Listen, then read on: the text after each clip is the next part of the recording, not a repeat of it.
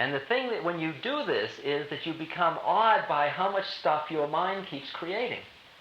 You really get a chance. See, if you go out and walk around nature, you get a whole lot of new stimulation. But if you just stay in this little wooden room, in your cell, in your monk's cell, it's interesting because when you first go and visit a monastery and see monk cells, you say, oh, these poor monks, they live so simply. Until you get so that all you crave is a monk cell. First you create a house for yourself. The first house is full of antiques and beautiful stuff and paintings and rugs and records and hi-fi and stuff like that. And then you notice that everywhere you move, you carry all this stuff like a huge turtle on your back. And then pretty soon you notice that most of the stuff you're not using or listening to until pretty soon it gets lighter and lighter and lighter and lighter until all you really want is a little white room, see, with a mat on the floor to go in and sit down. And it blows your mind when you suddenly see how easy it could have been, or it can be when you're ready for it. But you can't make believe you're ready when you're not ready. Because that's as phony as anything else. If you go in and you sit in that room and all the time you're wishing you weren't in that room, you can outwish the room. You can beat the system. And what I dug in India was that I was only just so ready. That was all there was to it. That I could get just so far, and then my attachments to worldly things kept catching me. I still had stuff to do in the world, and I couldn't make believe I was done because I wasn't done.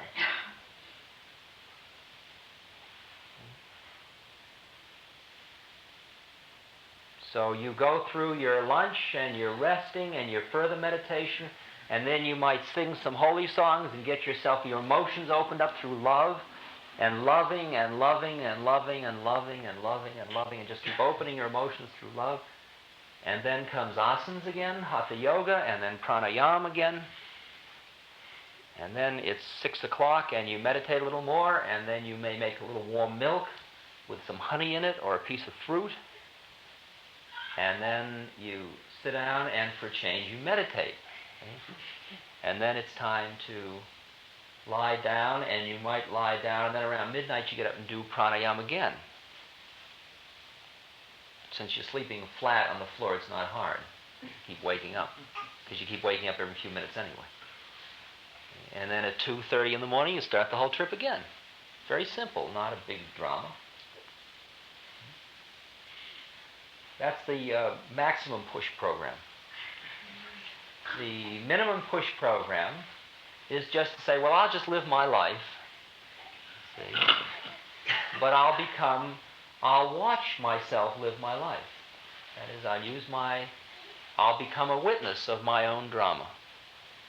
Because it is true that to the extent that you can witness your own drama, your drama will change. It'll become more and more conscious. And that is called karma yoga, and just doing full-time karma yoga. There's no sense in cutting a tree unless you can cut the tree consciously. There's no reason for it at all. No reason for it at all. There's no reason for washing a dish unless you can wash the dish consciously. Because all you're doing is increasing the illusion.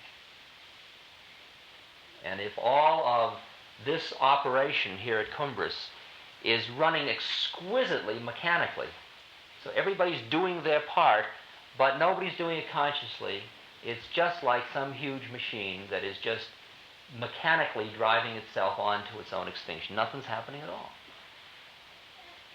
Nothing at all. And it's the ability to have that center or that witness or that third thing which is constantly here until you see that all the actions you're performing all day are just actions you're performing all day, and that there is no attachment on your part to any one action over any other. If you want to examine what fatigue is, why you get tired, you'll find out you only get tired because of your own attachment. I can only get tired from sharing this stuff with you today if I care whether you hear it or not. If I'm attached to teaching you. In fact, all I can do is do what I do, what I do, what I do. And you will hear what you hear, what you hear, what you hear. Questions? Am I pushing everybody too hard? Is this too much? Yeah, don't you like some of the attachments? Isn't that part of it too? You know, that you get attached to some things and you do like them, and so you allow yourself to be attached to them, no matter what level they're at.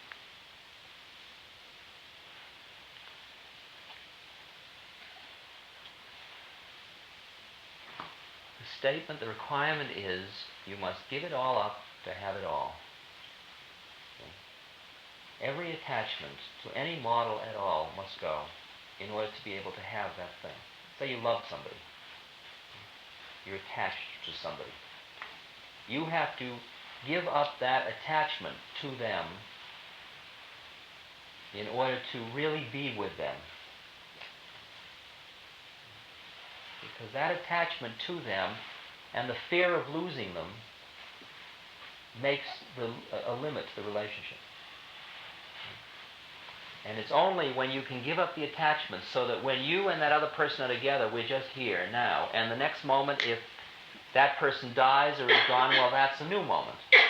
But if I sit now, because of my attachment, a fear of losing the attachment, or losing that thing I'm attached to, or trying to hold on to it, I'm in my thoughts and then I'm not here. Buddha's point is well taken. The cause of suffering is attachment. Now that doesn't mean you have to give up stuff, you just have to give up the attachment to the stuff. You have to become so centered that whatever happens, however the cards are dealt, okay, that's how it is now.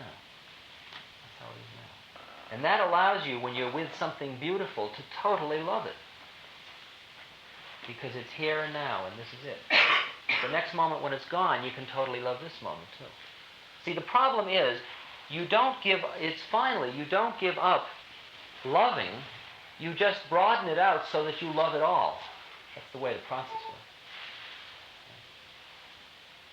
It's like, I travel a lot, and I travel and then I feel, well, I'm going to go home now. Okay? It's an attachment to a model. I'm going home. Where are you? Well, I'm away from home. And then I started to take these really fierce scenes, like I'd be sitting in an airline terminal. And I'd say, okay, where are you? And I'd say, well, you're home. Well, now, nobody makes an airline terminal home. Everybody, characteristically, in an airline terminal is going somewhere or coming from somewhere or working there.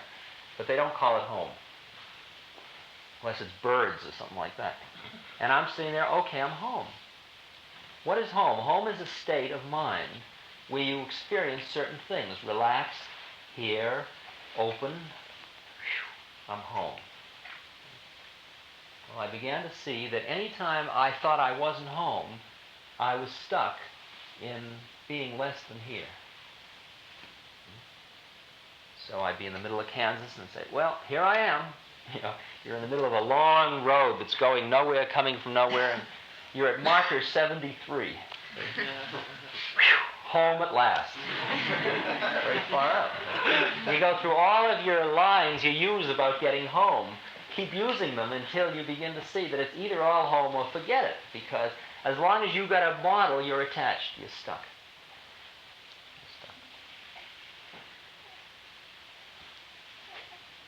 What happens when the universe stops dreaming itself? Begin, whatever. When the universe stops dreaming itself, nothing happens. The universe stops dreaming itself. In other words, what would happen to all of this if there weren't anybody caught in the illusion? This wouldn't be, because this is the illusion. This is created by our desires. The minute your desires go, that's the end of it. People say, well, what would happen if people became enlightened? What would happen? What would happen to society, civilization? Well, that's the way it is. Interesting.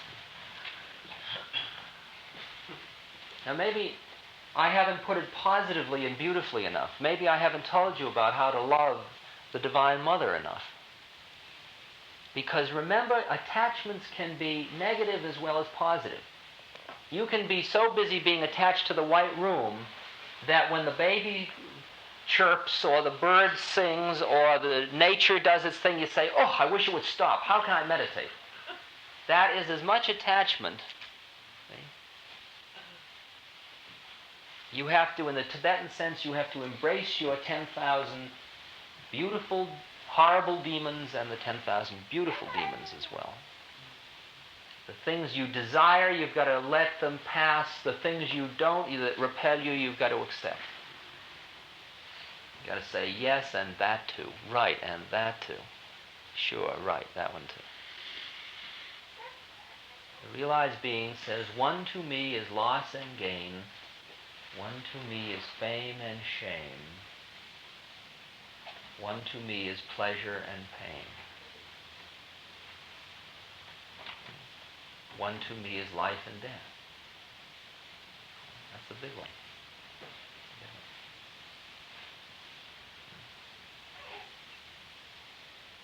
The story you're all familiar with of the old monk who lives up in the monastery, and the girl has a baby in the town, and that she doesn't want to tell everybody it's the fisherman, so she tells everybody it's the old monk. People go up with torches and they knock on the gates of the monastery and they hand him the baby and they say, "You fathered this baby, now you bring it up." And he looks at it and he says, "Ah, so." And he takes the baby and he raises it, and then many years later the girl is very sick and she's afraid of dying with this lie in her conscience.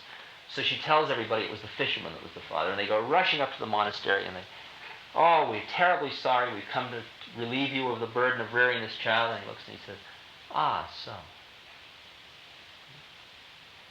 However it is, it is. However it is, it is."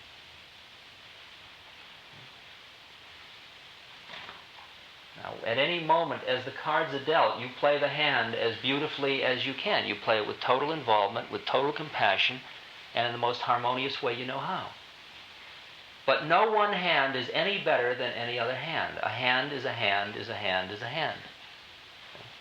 And when you find realized beings, you're as likely to find them walking around the country running seminars as you're as likely to find them being a postman or a garbage collector or somebody you meet on the street that comes from who knows where and goes who knows where. That there's no external model and form of what holy men are like. And if you read the book The Perfect Master of Meher Baba, the way he went around, the Wayfarer, about how he went around taking care of the moths. And he would find these men who were sitting in garbage dumps. And all they were in charge of the spiritual vibrations of an entire area. And all they did was sit there all the time. And you'd come and you'd see a guy sitting in the garbage dump and you'd say, "Well, what could he be about?" Meher Baba would rush over and he'd wash him and he'd take care of him and leave him sitting in the garbage dump because that was his thing.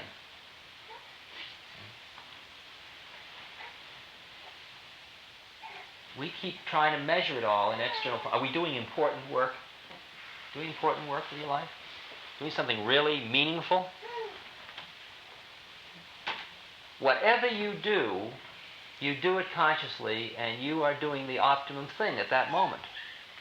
If you walk into a grocery store and you're in such a rush to get home to meditate that when you get to the cashier's desk, you get frustrated with her because she's holding you up, and therefore you send forth a vibration of anger which makes her tighter, you've just created new karma that, boy.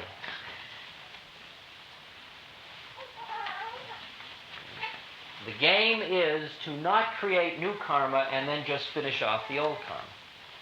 And you don't create new karma when you perform every act without attachment.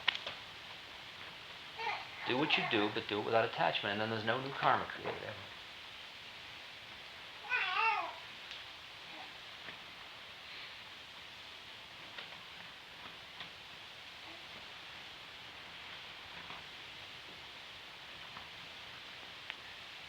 Do you feel you have achieved wisdom?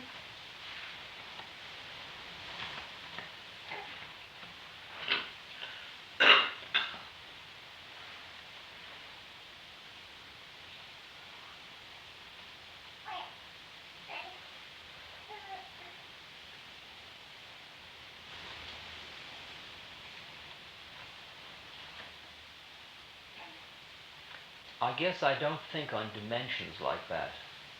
The word achieved has in it a continuum of wise and not wise. All I am is where I am at. I am where I am, and I am what I am. And if what I am is wise to you, groovy. I am what I am. I don't know where I am. And I don't even really care where I am. That's the thing. So I don't think about the question as the answer. I could say, if I wanted to answer yes and then again no. Because obviously I'm a beginner on the path and I don't understand a great deal of stuff. And at the same time, I know much more than I ever knew before. I feel more about how it is. The less I think, the wiser I get, I notice. Which blows my mind, having been a scientist. That's really a hard one for me. That's really a hard one. How do you compare what you're talking about with psychotherapy?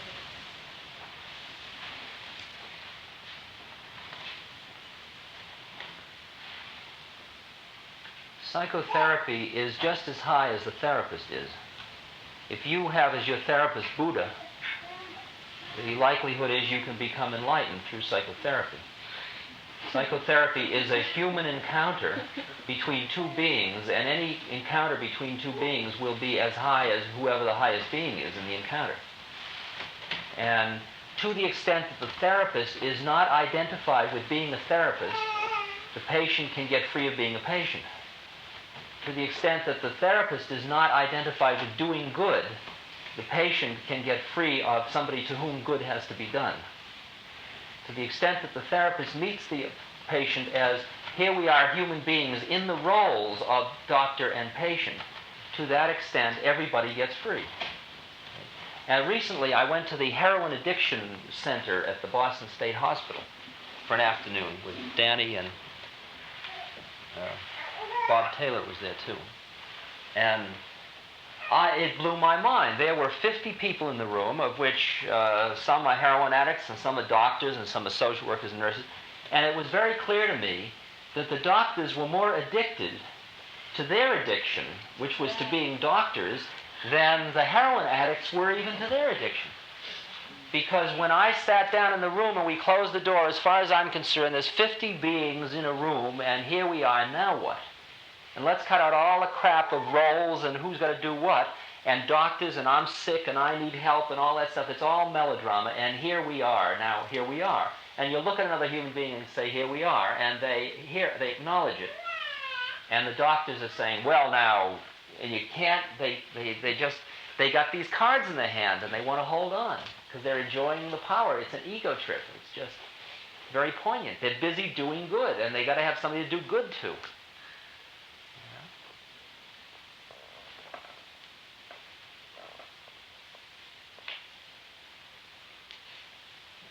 I think that there are people that come to see me who come in and say, I am confused. They say, I am sexually this, I am aggressive, I am this, I am that. And all I can do to maximally help them is work on myself by keeping my center.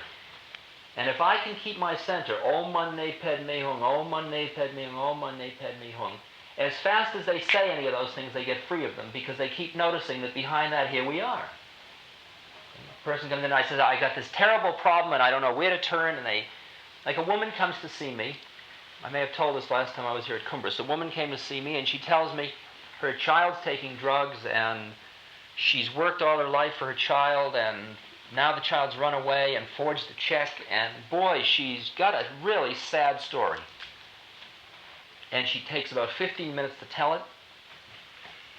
And she, I don't know why I've come to see you, but it's a last desperate effort, right? And all the time I'm doing, Om Mani Padme Hum, Om Mani. And she gets all done with this whole thing, not looking at me, of course, at all during it. And then she looks, and I'm sitting right here. Now, that isn't lack of compassion.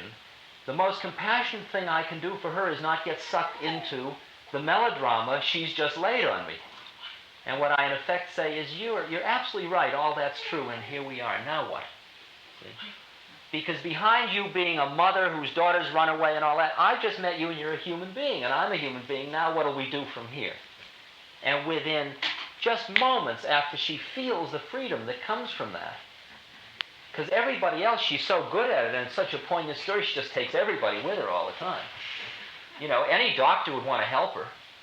See? And what happens is immediately she starts, the smile comes in and she starts saying, Well, I was actually kind of a hellion when I was a child, too. You know that next level of the dance. And she goes through that whole level of the dance. And she's saying, and I don't know why I've come to see you. I certainly feel wonderful, but that's all silly. Terrible thing, but same moment. Now, she can't maintain it. Within an hour after she leaves, she'll be right back in the drama. And that is a karmic problem. And you can't do anything to another human being. You can only provide the environment where if they are ready to grow, they will grow. And the whole thing of psychotherapy is what I'd call creeping professionalism, is that one human being thinks they're going to do something to another human being, which is merely a trap they are stuck in. Because it is really doctor cure thyself. That's really what the requirement is. And if I were training psychotherapists, as I used to do in the old days, instead of teaching them the Kreplinian system of psychodynamic, categories, and doing the MMPI and the Rorschach, I would teach them how to center and meditate. Because it's almost a universal. You want to be a better truck driver? You want to be a better therapist? You want to be a better mother? You want to be a better lawyer? You want to be a better holy man? You want to be a better dishwasher? You want to be a better thief? You want to be a better whatever your game is? Become centered. Become conscious. It's as simple as that. Right. What do you do though if you get a very, very angry person who acts out physically? Who's a patient? Well, an angry person who acts out. Well, I think I told a story here once when I was here about somebody who beat me up. Right? When I was a twin. Huh? You told me personally, but I always Oh. it was at Arlington Street Church. I told it at Arlington Street Church. Well, I'll run through it very briefly to give you the flavor of it without the whole thing. I was invited out to Esalen to be in residence. And all this is public information, so there's no thing here, and these were around my neck, and I was playing the tambour and singing love songs to Ram. And up drives a car, and somebody's brought this raving maniac to see me, to be cured, see. And he gets out of the car and he comes menacingly towards me, and I think, wow, he's really flipped out, But music must cure the savage beast, so I'm playing my tambour. And he goes and he sits behind me, and the first thing I feel is this crack in my head. Wow, that's a strange way to express love. And I'm confused, and I keep playing my tambour. And then the next thing is I feel another crack on my head this way. And oh, wow, my brains are all shaking. Next thing is I feel a kick in my ribs. Oh, wow, man, this is just too far out, Now, the first reaction I'm experiencing is confusion. Okay, because my model's been upset because this guy's a friend of mine, he and I like each other, and suddenly he's acting out aggressive, all right? In your category. He then walks around, he picks up the tambour, and he throws it, all right? And I hear it land on a rock, and a big hole goes into the drum, and oh boy, there goes the tambour. Wow, man. There goes it. Imagine that. And then he picks up the Gospel of Sri Ramakrishna and he throws that over the side, and I think, shouldn't have done that. I mean, you screw around with me because obviously I'm a lousy tambura player, but don't fool around with Ramakrishna. I mean, he's really something, Tough, baby, that's a bad thing to do. And then he gets me down, and he's got my beard in one hand, and he's got his thumb in my neck. He's got me so I can't talk, see, and he's got his hip in my ribs. And I'm looking at him like, oh, wow, he's too much. See? All the time, my thoughts are, I wonder if the beard rips off, or the whole chin rips off, or the neck breaks, or what do you suppose happens first? Nothing more than just like, wow, isn't this far out? See? And so then he gets up, and I stand up, and he takes these beads and he rips them. And he's holding a section about this long that had been broken, so there was a string tied in them, and he's got them in his hand. and the rest of the beads are falling off. Now, these are the beads my guru gave me, and like, the hell with everything else, man, I want those beads, see? So I'm picking up the beads, he's kicking me, and I don't care. I'm just, like, getting the beads, and I get the beads, and I take the what's left of the necklace, and I throw it into the house where he can't get at it. And he takes the other beads, and he puts them in his pocket. And these beads have disappeared, these other Buddhist beads. And then he goes and he gets in the car to leave, and he says, get me out of here. It's you against me. They've taken you over. See? And all the time I'm saying, wow, maybe they have. I'm like, sure, I'll go your trip. Oh. Then I walk over to him and I say, hey, baby, I really want those beads. Because I see my desire. I'm attached to those beads. All 107 of them. That time. He says, you want them? And he takes them and he throws them. And then he gets out of the car and he comes at me, and I see them land in white flowers. And just as I see the white flowerness, he starts to hit me. Now, I've gone through all of my... See, I've never been beaten up since I've become a holy man. And I don't know what you feel like when you get beaten up and you're a holy man, you know? And so, you know, some holy men sit there and everybody kills them, and other holy men fight back and they're samurai's. How do I know what a holy man's supposed to do? I don't have a book with instructions for being beaten up when you're a holy man. You know? So I'm playing it by ear. See, I'm keeping the mantra going, and I'm like very confused because what am I supposed to do? I don't know. I'm not supposed to do anything, I guess. And it's like, wow, ooh, you know. And then I dig I'm attached to the beads, and then I dig that the bead situation's all over. However it came out, the beads are all over. And then suddenly I feel absolutely free, and I suddenly feel this total love for him. And the minute I feel love for him, I beat the hell out of him. And I push him over, and I get him down, and I'm sitting on top of him, and I'm right on top of him, and all the time I'm whispering in his ear, I love you. This is all straight.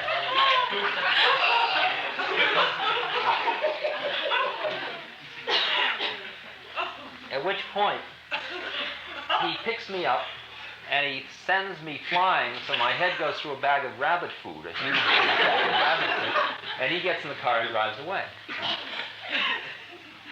So this is all taking about 4 minutes.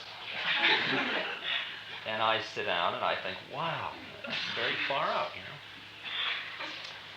And the denouement, a panel truck pulls up with some backwoods hippies from Big Sur, than which there are no more backwoodsy, they're like Ozarkian hippies, you know. They all the chicks wear long dresses and they look like they eat nails, and the guys all have their teeth missing and they wear hats pulled way down over their heads, and they're really tough, you know. They're gentle. They're like the Atlas tire ads, you know. They're tough but oh so gentle. And they come in and they find the tambora, and one of them says, hey, baby, you shouldn't treat your tambora like that. And I'm just watching this all. This is like drama. Another guy brings back the Ramakrishna book and sets it down. It seems all right. And then the guy says, can I work on the tambora? I said, well, it's broken. I don't care. It's all gone. He takes it away. They leave. I look for the beads, can't find the rest of the beads. All night, these beads are lost. All night long, I'm up. All night, my beads are gone. God, what am I going to tell the guru? Well, I'll tell him a madman came out of the jungle and ripped my beads. And, you know, I'm trying to think of how to spill the story. I've blown my scene, you know. My ego's really involved. Finally, I figure out finally, well, the beads are gone. That's the way it is. And I walk outside and walk over to white flowers, and there are the beads hanging over the white flowers. I bring them in. I lay them all out. I count 108 beads, see? 2 days later, the truck drives back. Out comes the tambor. You can't even tell where it's been broken. They've, like, done it with plastic something or other in alchemical fashion, and so it's all perfect. I'm doing asanas, and I put my hand between two boards, and there are these beads. The black and blue marks go away, and I write the guy a letter, and I say, thank you, you're a great teacher. And when people said to me, why did he hit you? I say, because I wasn't pure enough. Because there was a thought form in my head, I'll play the music which will calm him down. Because you were attached. See, I was attached. And that attachment is what he hit. If I were not attached, he wouldn't have hit me. Because that's what's called the shield of Buddha. And the shield of Buddha is your pure non-attachment. And so he was teaching me. He was very, it's a fierce teaching, but it was a teaching. And if you read Milarepa, the life of Milarepa, and you see how his teacher would say, all right, build this triangular house. And the guy would build it, and he'd say, all right, now tear it down. I decided, I was drunk when I told you to build a triangular house. I want a square house. So Milarepa months would work, and his sores in his back, and he kept saying, please enlighten me. And the guy says, as soon as you build a 5-sided house, but I just built a 4-sided. Well, tear it all down. That was you. You didn't hear me right. I said 5-sided. The guy says, no, you said 4-sided. He says, I said 5. Milarepa says, well, this time I'll have your wife as a witness. So he says, say it again. He says, build a 5-sided house. So then he gets all done, and he says, I'm sure I said a 6-sided house. He says, but your wife said, and the wife said, yes, you said a 5-sided house. He says, shut up, woman, and what are you, questioning me and over my wife? Get away. And he throws him out. Poor guy goes through all this hell because of his attachments all the time, and the teacher is just taking them through thing after thing after thing after thing. So, it was like yesterday, a Brandeis student came to see me, and we sat looking into one another's eyes, and we went through a lot of stuff until pretty soon you could feel a tremendous amount of tension mounting in him because there were blocks and stuff like that. And finally he said, I've got to move. And he got up and he started to do the sun exercise like he was going to go through the roof, you know. Like very fierce, you know. And I just sat there doing Om Mani Padme. Wow, dig that. I mean, unbelievable scene. He sat down. And he looked at me like, well, now that's over. And all I said was, well, maybe soon you'll learn how to transmute energy. Because what's happened is, as you and I got closer and closer, we got into a higher and higher space, and this higher space, we both got more energy. And the problem is, you don't have any way to express that energy in compassionate terms without doing a more profane take. If he were to hug me, he would feel like he was seducing me. He would feel we were entering into a homosexual contract. If he were to express something, he would feel it was an ego manifestation. He was blocked because he couldn't serve. It was like the Wesleyan student the other night I was telling you about, Zaria, who spends the whole evening in the church where we get very high together, and he walks out into the stars, and he looks at the stars, and the spirit just inundates him, and he just comes into the spirit, and his next reaction is a feeling of embarrassment. Because at the lower level of his head, he can't handle this higher experience without interpreting it.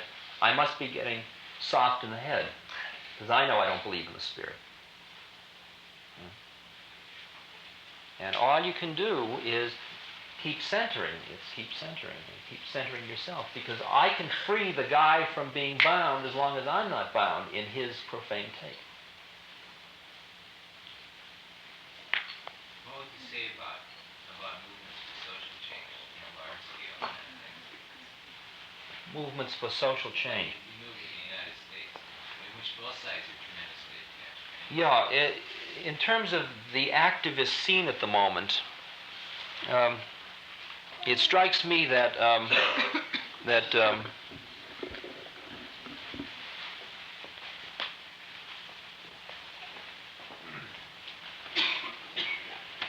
there has been much more energy liberated in the culture than was ever available before, primarily because the culture is forcing people to come into the here and now.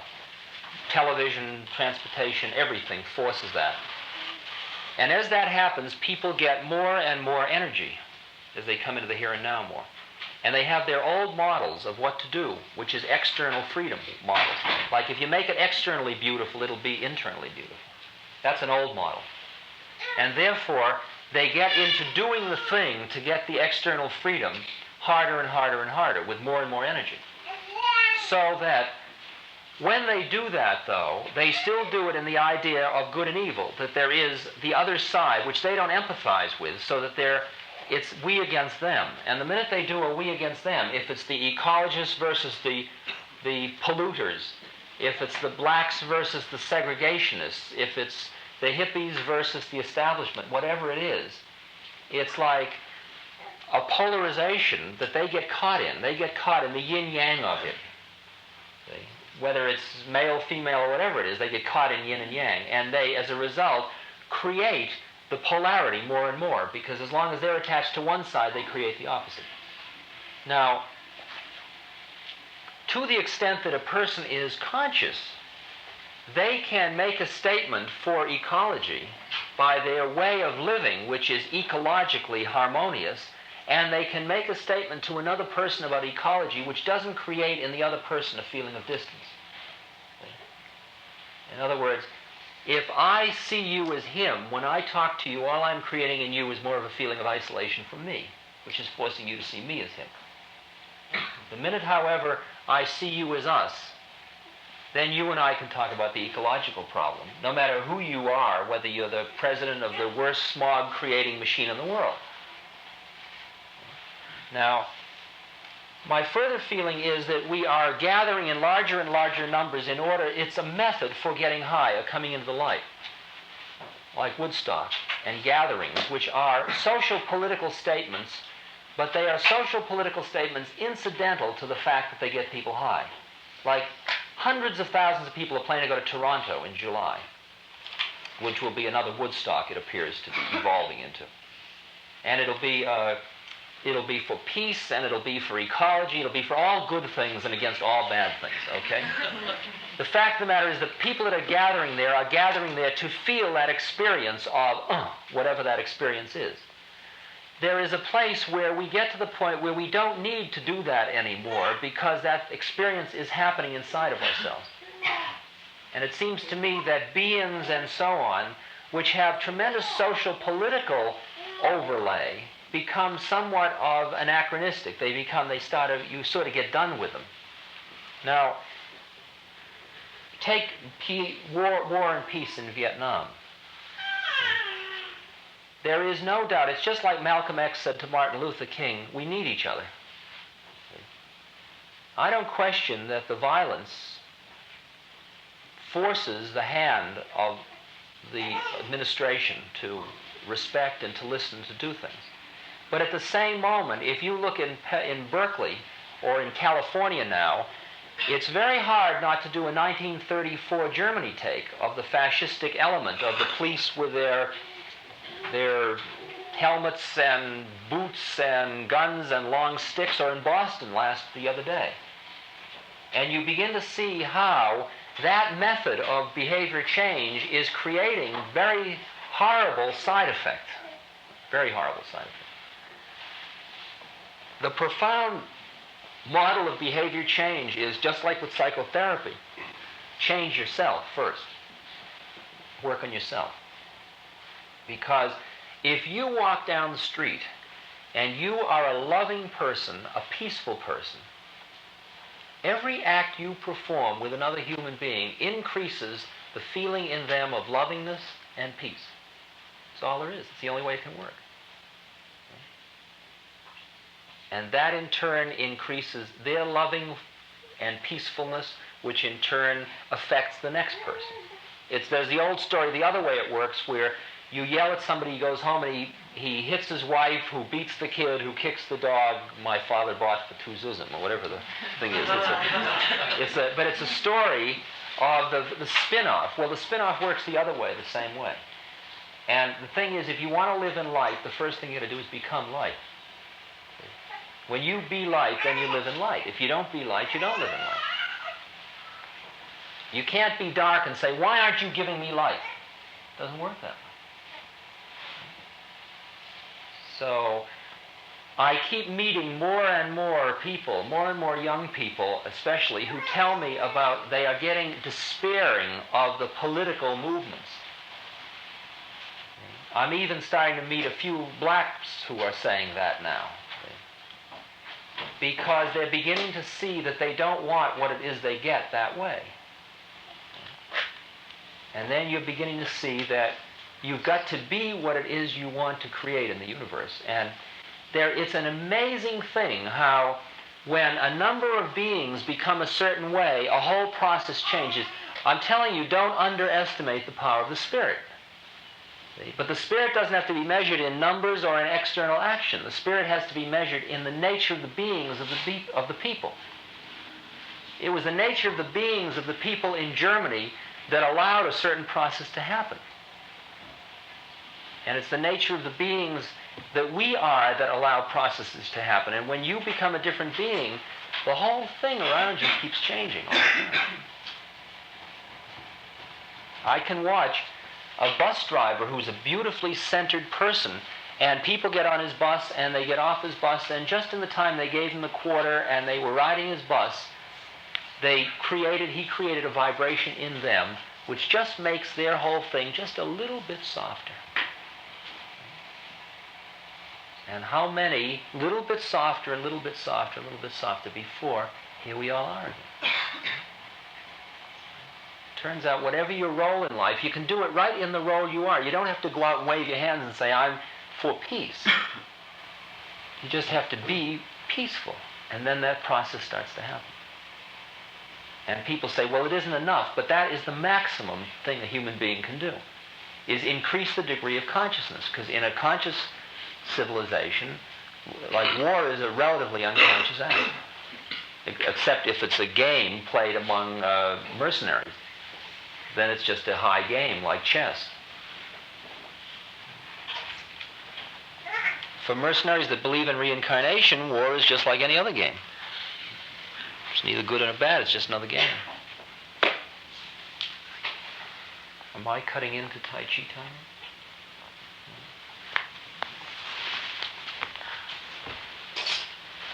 Yes, it's 3 minutes past 5. I think we now, until, is 8 o'clock all right? Sure. Is that too early? Huh? 8:30. You'd rather have 8:30? For some reason, known only to you. All right. 8:30, we are, huh? 8:30 is my time. 8:30, we're here. Is the structure of the evening something different than the structure now? I'd like us to do some singing and, just start to open our bodies and stuff into the harmony together a little bit. But let's do it only as we feel it. Let's not phony, right? If we can do it, we can do it. If we can't, we can't. So get drunk on Tai Chi, and which is outdoors now with Master Leon, and then we'll be here at 8:30.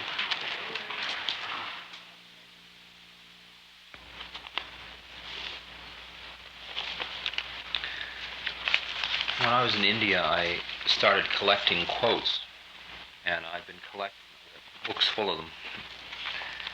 And then when I'd speak each place, give darshan, I'd always surround myself with these quotes, and I'd keep picking them up and saying, as Buddha said, as Christ said, and then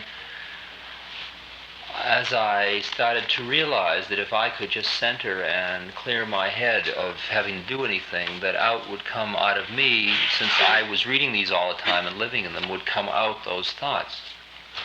And that I didn't have to use the as Buddha said or as Christ said to have it come out. All I had to do was center and let myself just be a vehicle for stuff to come through. And then it all became more natural and more in harmony with what it was everybody needed at that moment.